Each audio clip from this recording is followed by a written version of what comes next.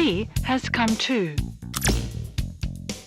From the early days of video games all the way to the 2000s, it seemed like just about every book, TV show, movie, cartoon, comic book, and whatever was prime material for a video game adaptation. Sometimes these games were really good. Sometimes they weren't so good. But the tricky part about licensed games is that they can be a real tough sell if you aren't already invested in the property.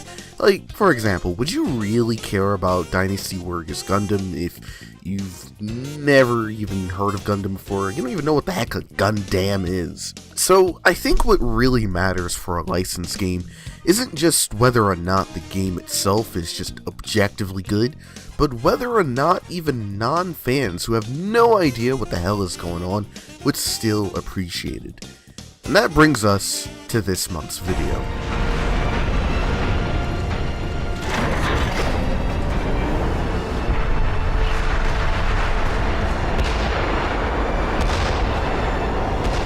This is your plan. We need to get to the surface to take out the gun battery.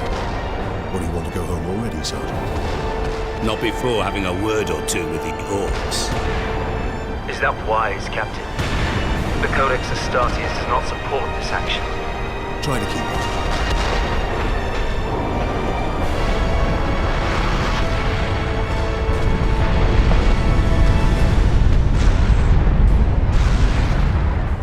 Warhammer 40k Space Marine is a third-person shooter and hack-and-slash game developed by Relic Entertainment and published by the former king of licensed games, THQ.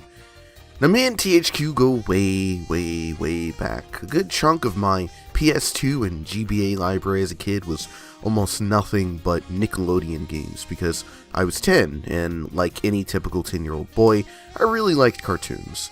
Mario Party? Pff, come on now. The game's for chumps. The game's for losers and scrubs. But SpongeBob Lights Camera Pants? That's where it was at. That's the real game for men. But aside from making games based on wrestlers and cartoons, THQ also had the rights for publishing titles based on the Warhammer 40k series of tabletop games. Many of THQ's games based on the property were real-time strategy games, all of which were also made by Relic Entertainment. There were some Engage games as well, but we don't talk about that. In the grimdark future of 4000 AD, war has become routine. The planet Graia, an imperium of man-world used for weapons manufacturing, has been invaded by the orcs. Since it's too important to just be wiped out, and reinforcements won't show for a while, the Imperium has no choice but to bring in their top men to clean up the mess. The Space Marines, the grandfathers to every video game, power suit wearing, genetically engineered super soldier. The rookie Leandros, the gruff veteran Sergeant Sidonus, and the leader and player character Captain Titus, no, that's Titus with a T, not a D, make up the trio of Space Marines sent in on this suicide mission. As I mentioned earlier, Space Marine is both a shooter and a hack-and-slash game. On paper, this sounds like a really odd combo, and like it'd be really difficult to implement. But it works out surprisingly well, and it's actually very seamless to transition between the two gameplay styles. The melee attacks are pretty basic, like God of War basic, where it's just hitting X and Y over and over again a few times. But, like God of War, it's the sheer spectacle and power fantasy that really sells the game, and I think nothing really drives that point home more than the finishing moves. When you stun an enemy, you get the ability to do a devastating and satisfying finishing move.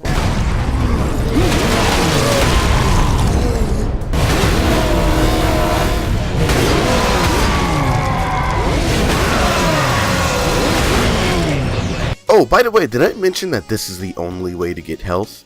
Yeah, it's kinda like the prototype to the glory kills from Doom 2016, and I honestly wouldn't be shocked at all if the guys that did software kinda looked at this and said, yeah, you know, we should do that. We should do that. Yeah, that's cool. But as cool as beheading orc mobs is, there's one big problem. Well, two big problems with the melee combat. The first issue is that you're vulnerable during finishing moves. You don't get any health back until after the animation is done, so in the meantime you're totally exposed to attacks from mobs in the area, and can easily die while in the middle of the animation. The second issue is that this game desperately needs a lock-on mechanic.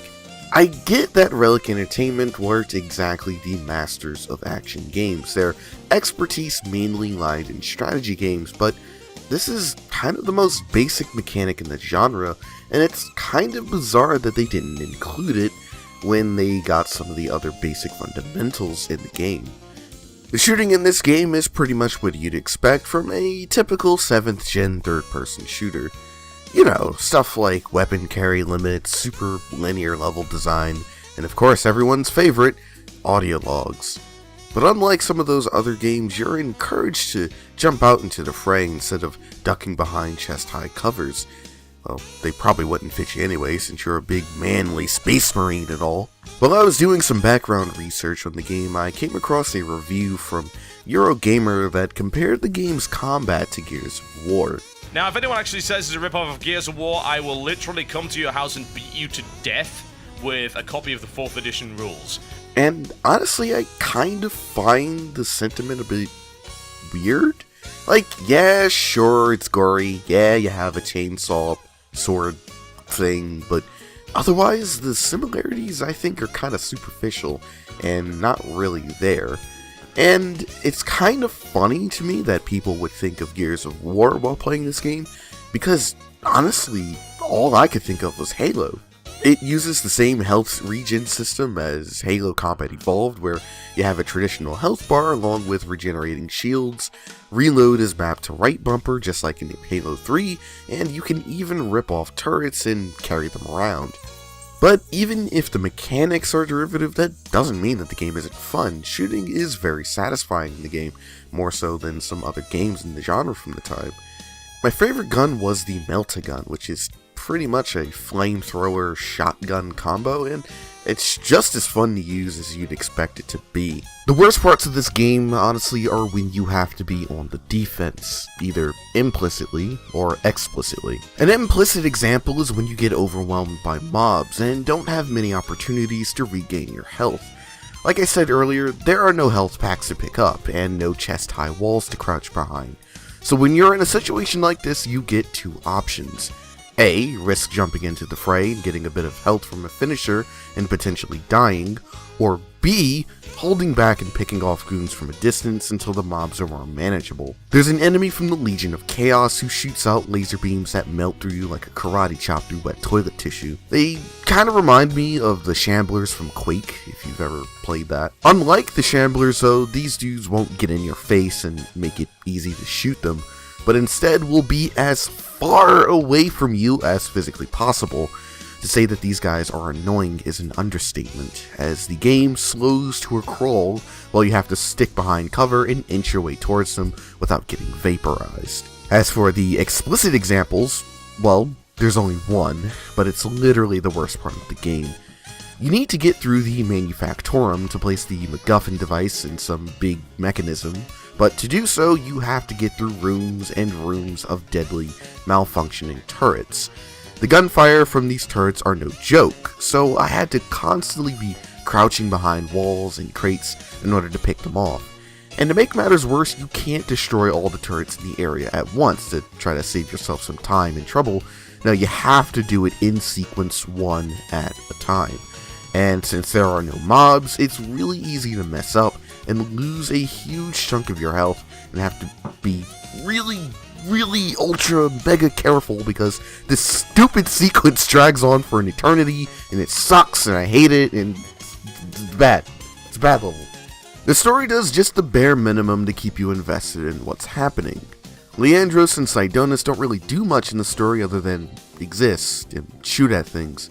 And even Titus is about as captivating as a lukewarm cup of water. There's other characters that you meet as well, like Lieutenant Myra and Inquisitor Drogon, or as I like to call him, Joe Rogan. But again, they aren't exactly the most interesting people in the world. By the way, this is a bit of a side note, but I also found out through this game that the British pronounce lieutenant as lieutenant, which threw me off really hard. Aye, Lieutenant. Second Lieutenant Mira. Your own, Lieutenant. Anyways, getting back on track, I wasn't really expecting some grand, epic space opera, but you know there's a bit of a problem with your story when the villains are more interesting than the heroes. So, with that in mind, let's talk about the real stars of the show, the bad guys. There are two types of villains that I really love to see in entertainment: absolute goofballs and irredeemable bastards, and I'm glad to say that Space Marine has both of those in spades. In a world where everything is grim, dark, and serious, the orcs provide the very critical role of being the comic relief. Just about everything I've read about orcs and just how they function in the 40k universe is that level of insanity and comedy that I really appreciate. Like, boys being the catch-all term for the different types of orcs, they're machines that defy sensible engineering that can only be used by orcs because of some passive, innate psychic ability that they have that wills it to be functional. Dismemberment not even slowing them down because they can reattach the head to another body and it's just as good as new. For the first half of the game, you'll be dealing with the orcs and their leader, war boss Grimskull. Grimskull is a big, tough guy decked out in hulking red and checker flag armor, with a rocket launcher on one hand and an excavator claw in the other. Like any good villain, he shows up from time to time to try to foil your plans, and you do eventually face off against him in one big final battle, but to be really honest, the boss fight with him was kinda and I thought it was a pretty big disservice to just how cool of a guy he is. I guess this is the part where we lead into the big twist of the story, and where I'm obligated to put down a spoiler warning.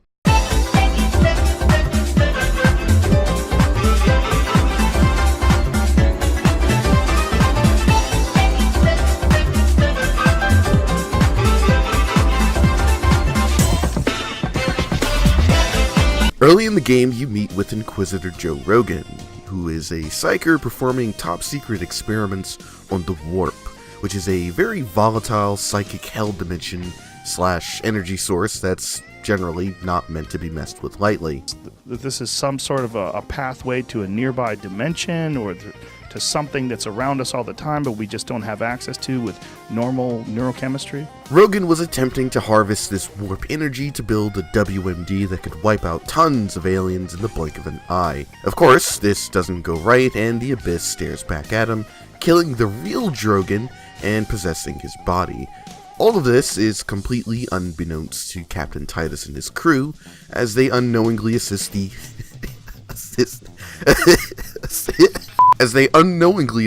Chaos Control. I can't say. Chaos Control.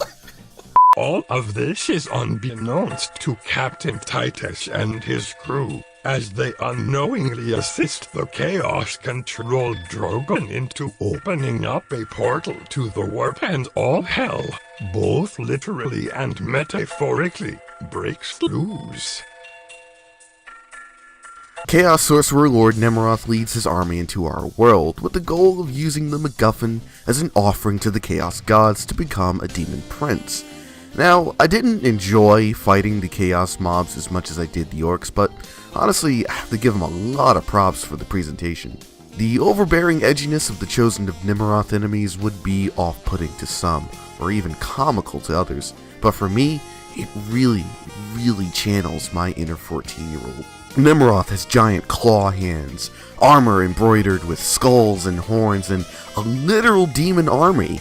And by the way, that's demon spelled with an AE, so that's about 3 times the edge factor.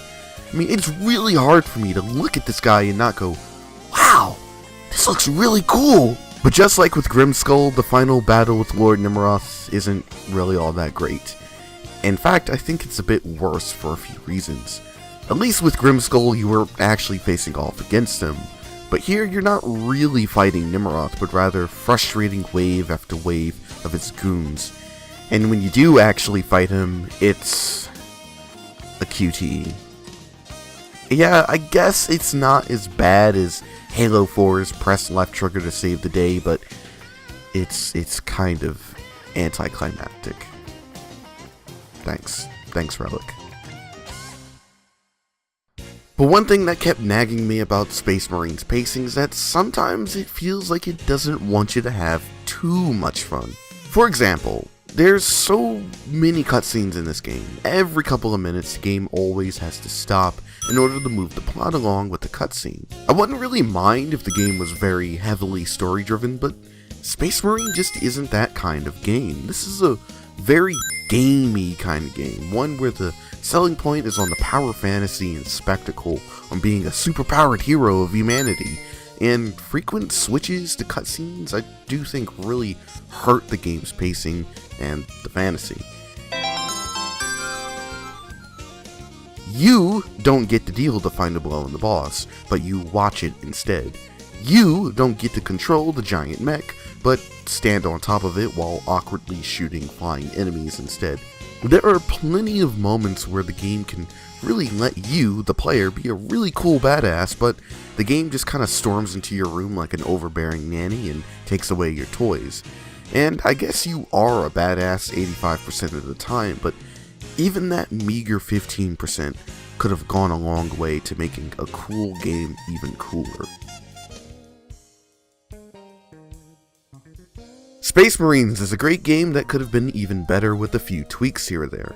A sequel could have fixed these problems, and the game does end on a bit of a cliffhanger with some questions left unanswered, like Titus's apparent resistance to the warp. But unfortunately, they didn't get a chance for that to happen. Even if you're like me and only have a tangential understanding of 40k, I still highly recommend picking this game up on Steam or buying a used copy for consoles. The few problems this game has just isn't enough to take away from the over-the-top insanity and the fun of curb stomping dudes.